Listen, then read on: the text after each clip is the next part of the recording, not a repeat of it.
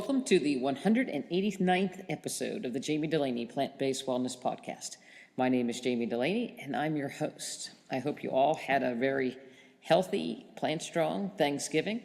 And like we talked about before last week, we're now officially into the holiday season full of parties and eating opportunities. So we're going to be right here with you to help you be plant-strong and be healthy along the way. This week, intermittently, I make kombucha. People talk about is kombucha good or kombucha bad. I'm not so sure that it has a tremendous amount of benefits. There are a lot of anecdotal studies that there are. I happen to like a little bit of it. It does give you some short-chain fatty acids and some probiotics and some good bacteria. In case you don't know what it usually is a black or green tea fermented with SCOBY, which is a symbiotic culture of yeast and bacteria.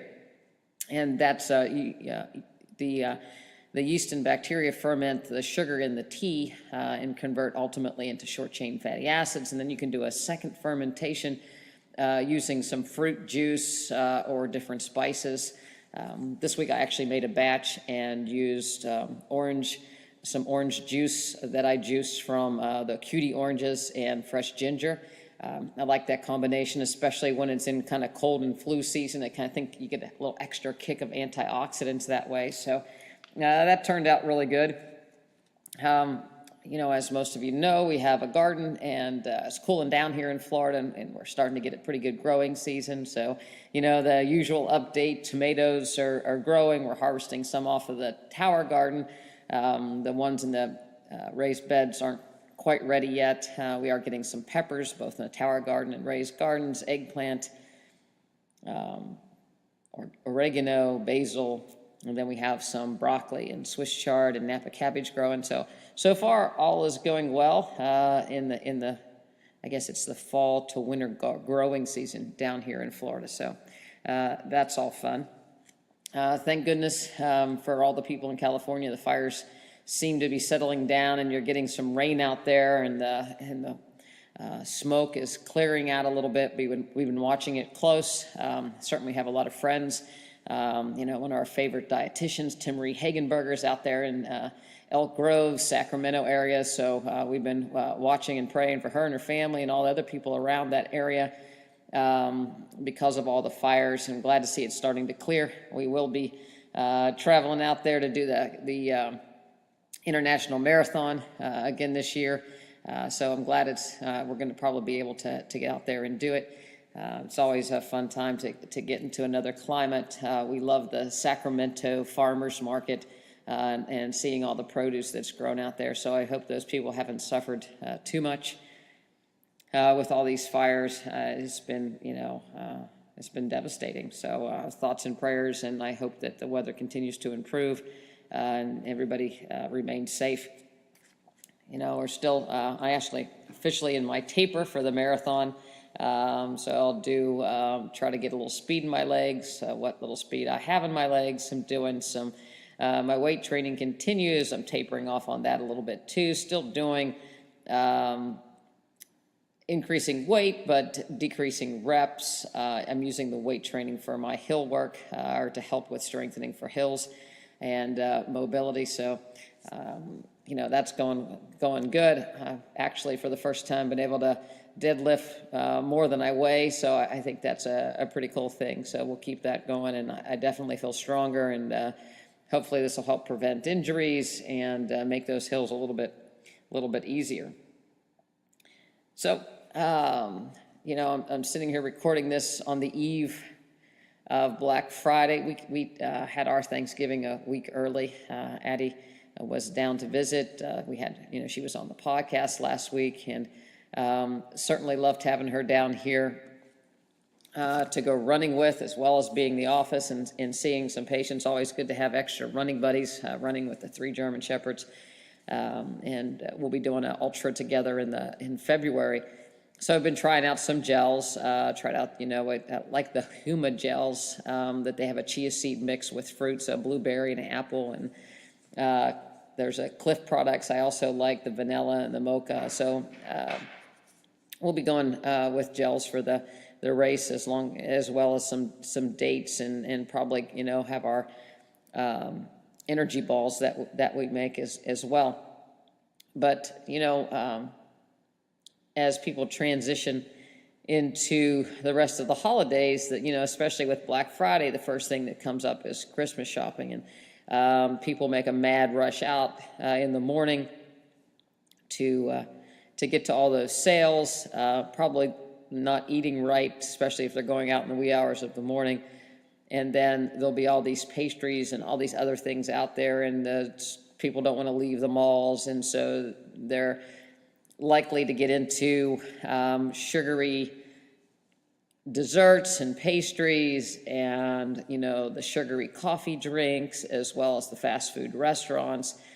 And this can really start, Thanksgiving was one thing, and then we're headed into the shopping season with all these opportunities to get into bad foods while you're out. So, I wanted to, talk a little bit about that. Interestingly, in the office, I had a patient come in that she's been traveling all summer long, and we did her cholesterol, and it was actually down 10 points. And so now she's actually down into the 160s. This is somebody that was well into the 200s and high 200s at one point, and was on medication, and now is off medications. She had a history of stents as well. So, this is a really put together lady, and she's really struggled to, start cooking and get her nutrition really dialed in. And she does almost all of her own cooking now. They go out very infrequently.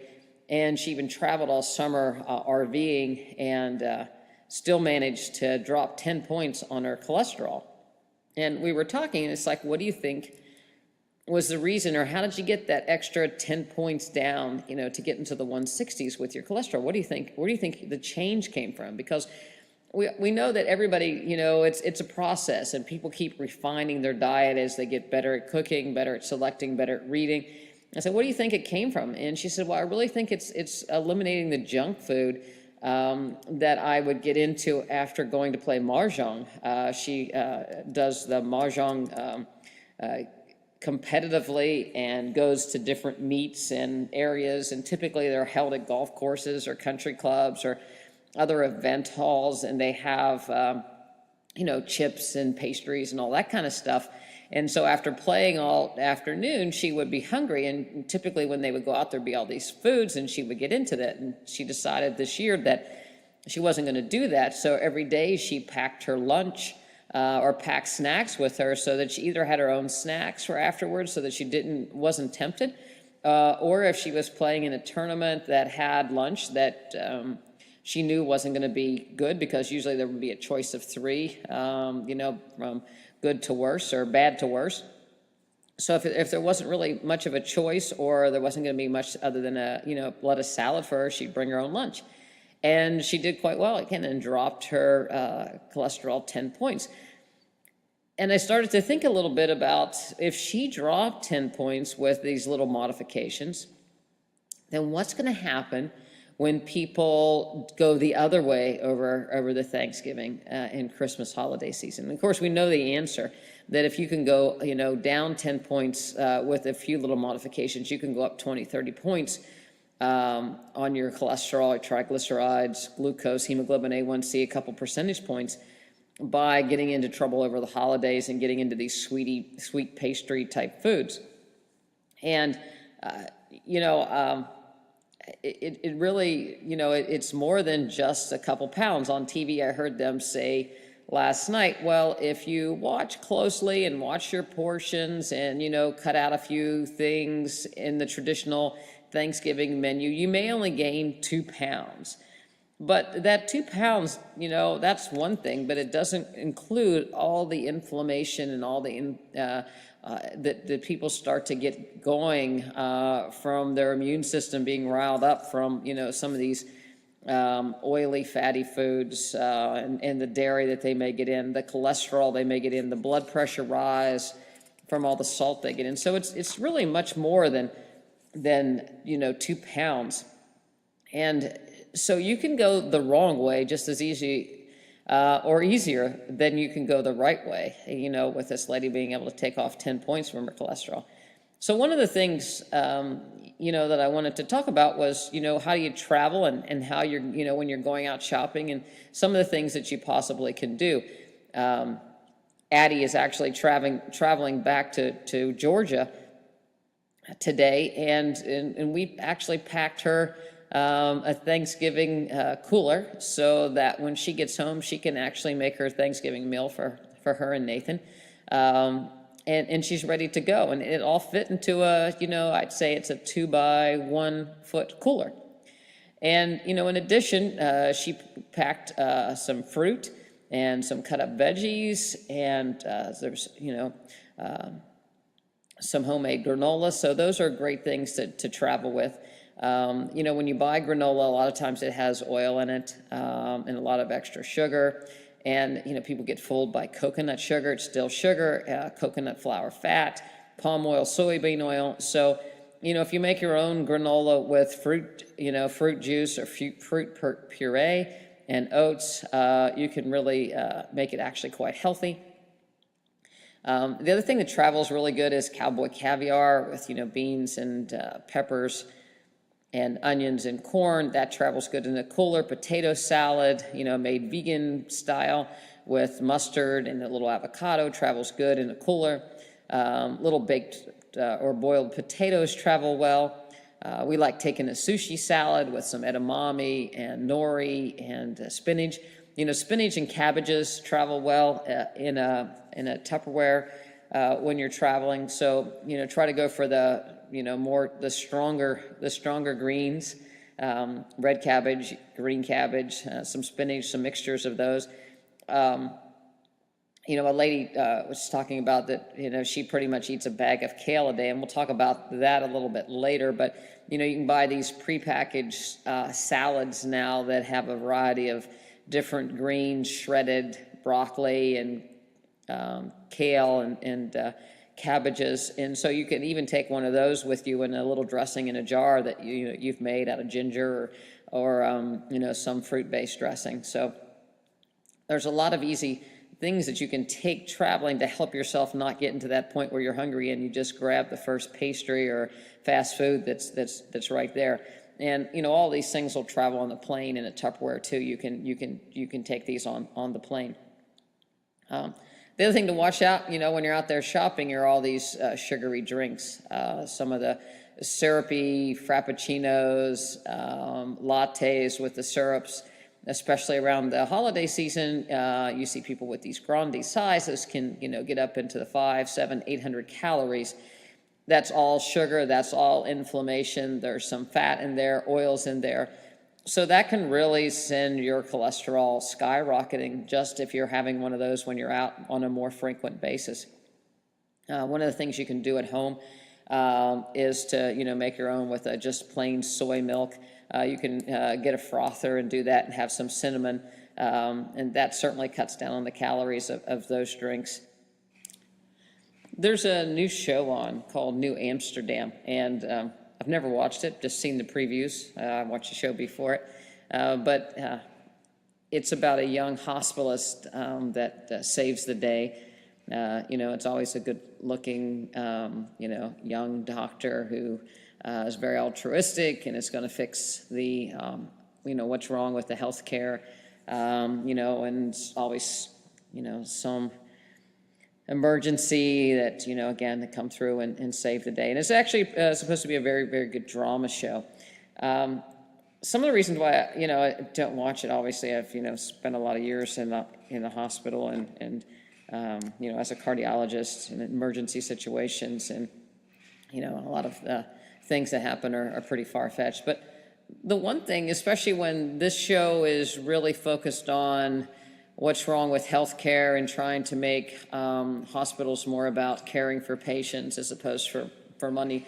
One of the reasons why, I hesitate to watch it is, back in the day when I spent most of my days in the hospital and the adrenaline rush of helping people in crisis type situations, it becomes very familiar. The hospital almost becomes like a second home. It's why they have those dramas on TV anyway. If there's any nurses or physicians out there that listen to this, people, the hospital family or the hospital becomes a second family to a lot of people. And if you're spending a lot of your day in and out of the hospital, used to, I would round in the mornings, do procedures, go to the office, then go back at the hospital at night, then maybe go back through the nights, go there on the weekends. So I spent a tremendous amount of time wandering the halls of the hospital, and it becomes very familiar, very much like your home, and it's a secondary environment for you. That you're again, it's another form of isolation that you have, and it becomes part of who you are. And now that I'm not doing that, I'm outpatient only for the most part.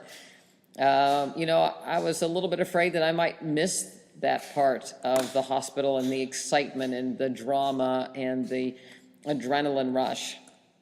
And I didn't want to go down that road and start thinking about what ifs. And then it kind of hit me that what I'm doing now is trying to avoid people from having to be in that emergent situation where they're having their heart attack or they're having their stroke or their diabetic ketoacidosis. The idea is much that happens in the hospital can actually be prevented. And if people would change the way they ate and ate a plant-strong diet, then the hospitals would be pretty empty. We certainly would have, we could eliminate the majority of heart attacks and strokes, and diabetic ketoacidosis would not have to occur. A lot of cancers wouldn't be there. People would even be getting less pneumonias, less dire consequences from those infectious disease. Certainly there wouldn't need to be bariatric surgeries and a lot of the replacement. So by doing what I'm doing, it's, I kind of likened it to, rather than being somebody that jumps in the rapids as someone is washing down the river drowning to try to pull them out, that seems like what's done in a hospital is to prevent people from falling in that rapids to start with, because it doesn't need to happen. And, it really could change a lot of people's lives. Again, a lot of physicians, even nurses and ancillary health personnel, they become very much separated from their families because they spend so much time at the hospitals. And, it takes its toll on people. And a lot of that wouldn't have to happen at all, just, by changing the way that we eat. And so, obviously now in the office, we teach all kinds of people with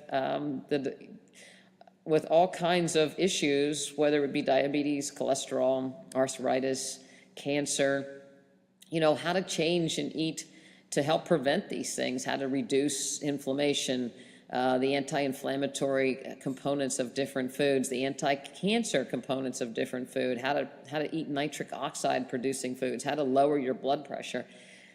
And all that actually keeps people, out of the rapids. And so, the reality of it is we all get to spend time at home doing things we love, as opposed to, the adrenaline rush of fighting for people's lives. So, those exciting shows are really good. Just like Cops and Robbers, it's good to have policemen. It's good to have somebody that, if you have a car wreck that, surgeons can put you back together, or you have an infectious disease and you need care to get over that, that's great. But the majority of these lifestyle diseases don't actually have to happen. And, we need to spend more time focusing on how to make those not happen. So when you see some of those, exciting shows where people save the day, just look and see how many of those exciting shows where people save the day could have been avoided if people just ate the right way. And wouldn't it be great to have a show about that? I guess it's not too exciting. There's not much adrenaline rush on being healthy, but it doesn't necessarily need to happen at all. The other thing that we can do is get in shape for the holidays. They're upon us. Thanksgiving is here, and Christmas is right around the corner. and there are parties and get-togethers, and you see people that you haven't seen in a long time, and you're exposed to different groups of people. And if you're plant-based or new to being plant-based, you go in, and some people feel like they have to defend themselves. Some people feel that they can't do it because nobody else is doing it. And I hear often that spouses can't stay plant-based because their husbands won't be plant-based, or their children won't be plant-based, and they use that as a reason for being tempted or making poor choices. And I think we should throw it back the other direction. I think this is a great time to get in shape personally. You know, let's clean up your own house before you start calling on other people to change and clean up their house. So look at yourself, and are you being the best role model that you can be? Are you in shape for the holidays? You know, when you go to a party, do you stick to being plant-based, or do you fall for the cookies and the candies and the sugary desserts, and you don't care about the butter or the eggs and things? Because if you do that, then you're setting that example that it doesn't really matter. You know, and then it's easy to blame somebody else for you not being able to be strong, but I really think that you have to start at home and say, you know, I'm doing this to be healthy. I want to be a good example. I don't want to poison myself. I hope that other people don't want to poison themselves either. But if they see me intermittently poisoning myself with these sugary, fatty, buttery, oily, salty things, then obviously I'm not serious about it, or I'm not too worried about it. Because if you eat it once in a while, then it must not matter. That, you know, it's okay. You know, you're giving everybody the chance that it just doesn't matter, or you can't, it's impossible to do this because it's just too hard. And so nobody's going to join you when they think it's too hard or it's impossible. So I think that as opposed to relying on other people to keep you steadfast, that you have to actually decide that you're going to this holiday season set a good example for other people. And then so then when you meet people that you haven't seen all year long, one, you look better, you know, because if you start right now and you look healthy and your skin is clear and you have a good complexion and you have good energy and your joints aren't aching because you're eating correctly and you've dropped a few pounds, then people are gonna say, geez, you know, what have you been doing? And you could say, I've been eating healthy, I've been eating plant-based, and leave it like that. But if you're just, you know, go into a situation and just crumble, then you know, you're just like, it's just a diet or a fad or a temporary thing that nobody really takes serious, or people take it so that it's impossible to do. You know, I also heard in the office this week that, you know, it's just boring to eat this way. Eat the same thing every day. I don't understand why I'm not really losing weight. I'm not understanding why I don't feel that much better. I eat the same thing day in and day out, and it's really boring. And I ask, well, what is that? Well, I eat a bagged kale salad. I eat a bagged kale salad for lunch and a bagged kale salad for dinner. I might add a cucumber to it. I usually, you know, as we talk some more, well, I put guacamole on it and hummus honey dressing. Well, what do you eat for breakfast? Well, I usually have a protein powder vegan smoothie. Sometimes, and then, you know, it's like that's all you eat day in and day out for the last 6 months since I've seen you. Most of the time, you don't go out. Rarely do we go, well, maybe, you know, once or twice a month. Of course, you don't eat kale salad then. No, I don't eat kale salad then. You know, usually go to, you know, a chain restaurant of some sort. Well, what else do you eat? Well, potato chips. How often do you get into those? Once a month? I eat a bag. When I get a bag of potato chips, I eat all of them. This is a conversation I'm having. I don't eat potato chips. And it's like, well, do you eat a bag, you know, twice a month? Well, it's more than that. Okay, so now we've added a bag of potato chips in more than twice a month. So it comes down to, you know, now we're talking probably once a week there's a bag of potato chips in reality. So there's probably always a bag of potato chips around, which can add 750 calories, you know, as a snack. You know, one of those little 5-ounce serving sizes, if that's what it is. Oil, salt, okay, so that's adding to the cholesterol. Occasionally we have pasta. What do you do? What do you put on your pasta? Well, I buy an expensive marinara sauce. Expensive marinara sauce. Yes, one that's organic. Well, is there anything else in it? No. Well, there is something else in it. There's 30 to 40% oil in most, 99% of marinara jarred sauces out there. So you've got oil and you've got salt. Yeah, and any vegetables with that? No. Do you eat desserts? Not really, unless my neighbor brings over cupcakes. Cupcakes, yes. Regular cupcakes, not vegan cupcakes or some sort of healthy alternative, so to speak. No, regular cupcakes with icing. But I stick them in the freezer and I just pull out one at a time, or every so often, I have one. So all of a sudden we went from a kale salad that was boring twice a day to all these other ancillary things, because obviously they were bored with a kale salad every day. I mean, if you just had a bag of chopped kale salad facing you without any kind of great toppings or anything, or even just, I love my sushi salad at lunchtime that I chop up with cabbage and edamame and ginger and rice and avocado and cucumber and pepper and nori. But I don't eat it every day, and I don't usually eat it for dinner and lunch as well. There's always something different. Or I'll rotate 4 or 5 different salads. I like my kind of Mexican salad, or my Moroccan kale salad, or, so there's a different twist with different grains and or a potato or beans, and dinners multiple. We rotate 4 or 5 different soups. We have, a couple different casseroles that we like. Sometimes it's just really simple food, beans, greens, and a potato. But it's always something a little bit different. So if you just try to, people don't like to cook, so they say, I'm just going to open up a bag of salad. This is just boring. I'm just going to punish myself because I don't want to take time to do this, because I really don't want to be plant-based, but I'm going to try. Then the next thing you know, you're going off the reservation and eating these so-called vegan potato chips or vegan hummus and guacamole that are, very processed, or marinara sauces that don't have any extra vegetables in it. If you're going to have a marinara sauce, it should be marinara sauce over vegetables. So, zucchini, eggplant, peppers, onions, mushrooms, artichokes, roasted cauliflower. That's what your marinara sauce should go over, not just marinara sauce over, pasta that's, made into flour product. And I don't care if they're quinoa pasta or whole wheat pasta or white pasta, it's still not going to give you the nutrients that all those vegetables plus that pasta would give you. So I think that, it comes down to you're worth your health, and you shouldn't be punishing yourself to be plant-based. It's like, let's find something that's good to look at and that's exciting. And then you look forward to the meals and be happy about eating them. Our breakfasts is, different kinds of fruit, whatever in season, teff pancakes, teff porridge, oatmeal with different kinds of fruits, and this, pumpkin this time of year, cranberry this time of year, blueberries.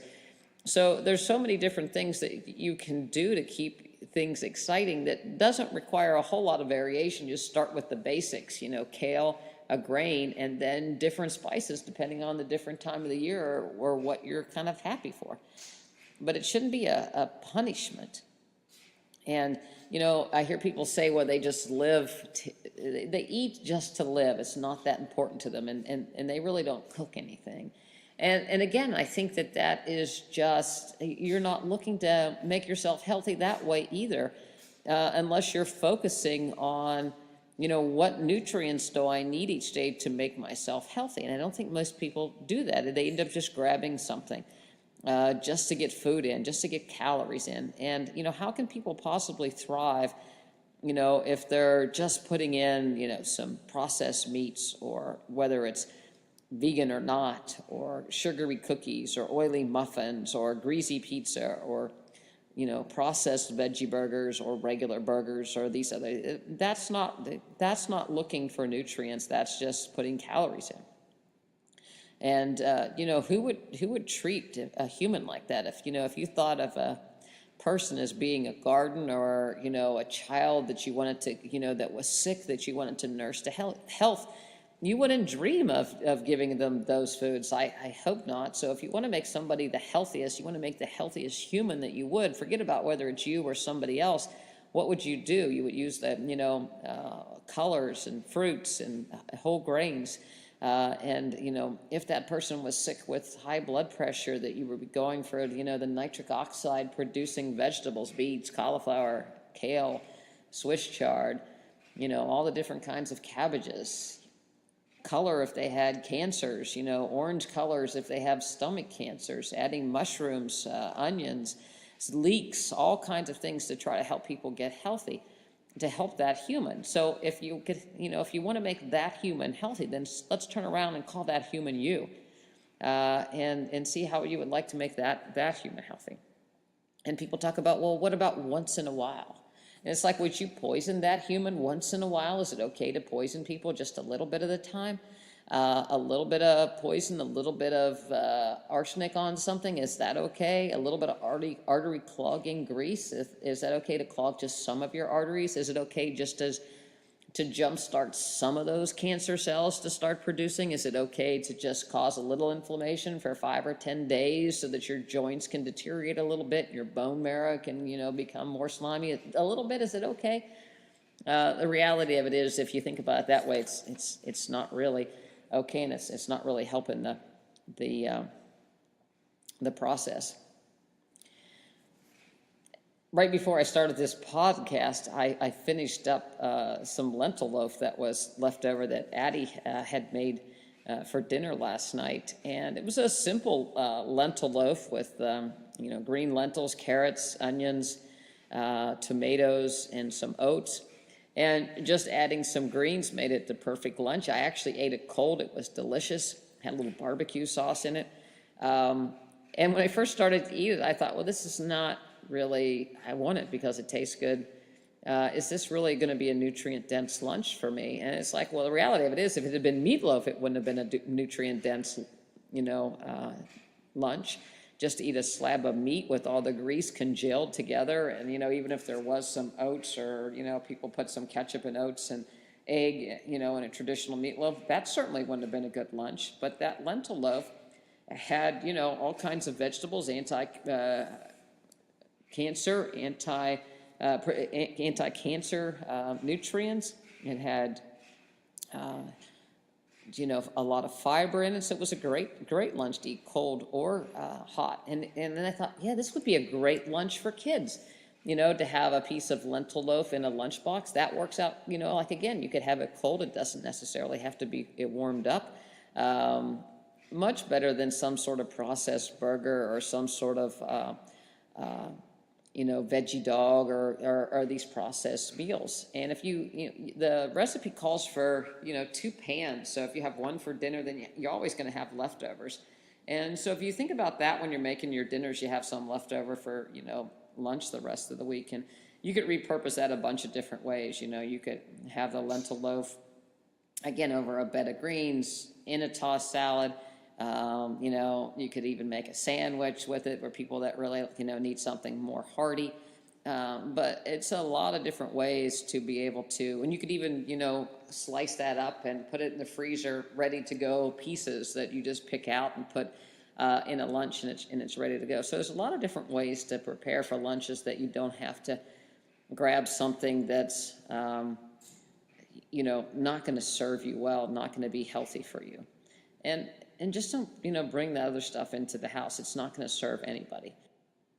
Have fun with your meal prep as a family. This past week, again, Addie was down visiting in a nutrition class. My mom, Addie, and I, were able to prep and be in the kitchen together.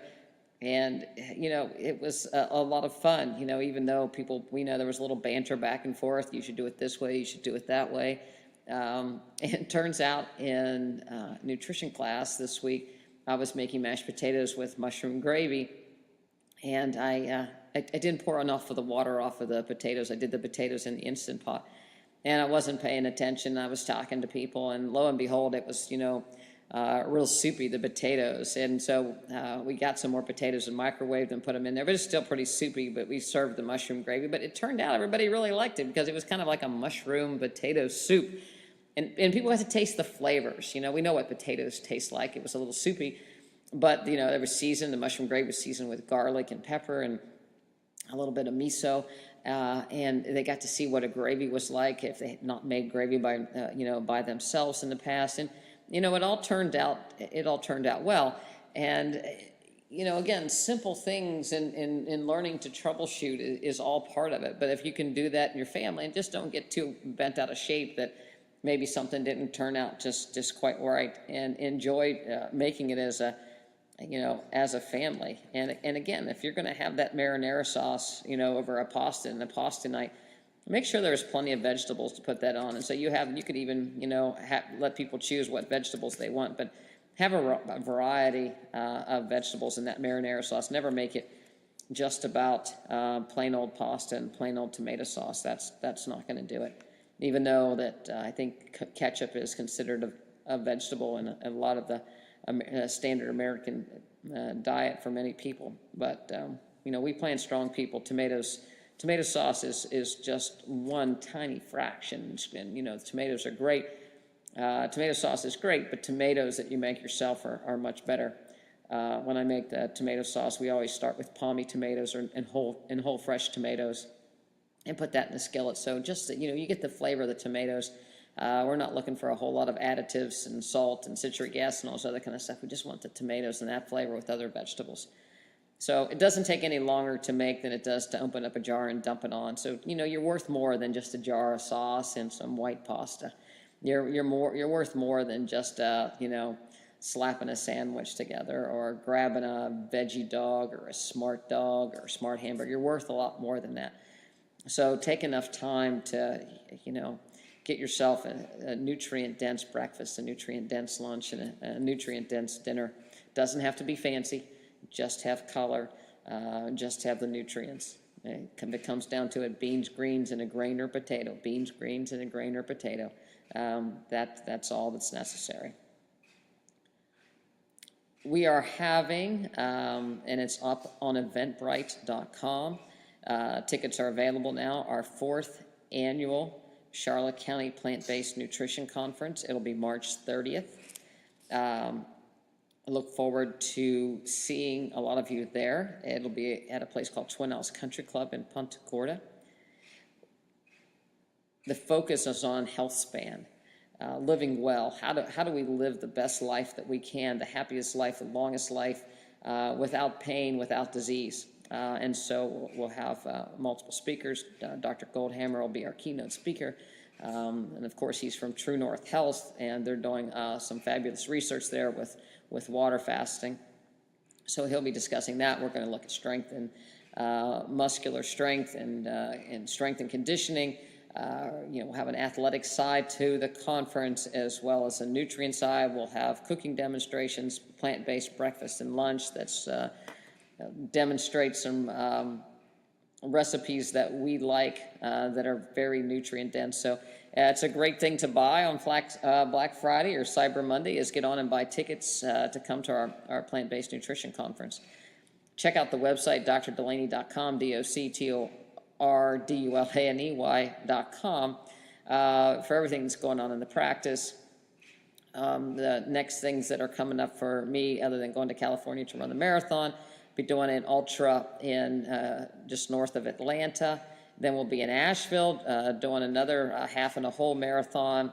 Hope to see you there. Hope to have some exciting news about how we would like to coach any athletes with their nutrition to achieve optimal race performance, whether you want to get lean, stronger, fitter before your endurance event. So we'd love to help you out. Give us an email at Jami@drdulaney.com. It's JAMI@drdulaney.com, or info@drdulaney.com to learn more. We do a newsletter once a month, as well as I do a weekly blog post, so you can see that on the website and sign up for those. So there's a lot of information out there besides the podcast to help you stay strong through this holiday season. And I hope that you're getting your exercise in, your endurance exercise, your cardio, as well as your strength training. And remember that, you want to be, you want to set the example for people this holiday season of what a healthy, happy human being should be, and what you need to eat, and how you need to exercise to keep yourself happy and healthy through this holiday season. So until next time, I hope you had a happy Thanksgiving. Be safe shopping Friday. If you're going out to shop, and don't forget to get your exercise and stay away from all those sweet, sugary temptations. Thanks for listening. Appreciate it.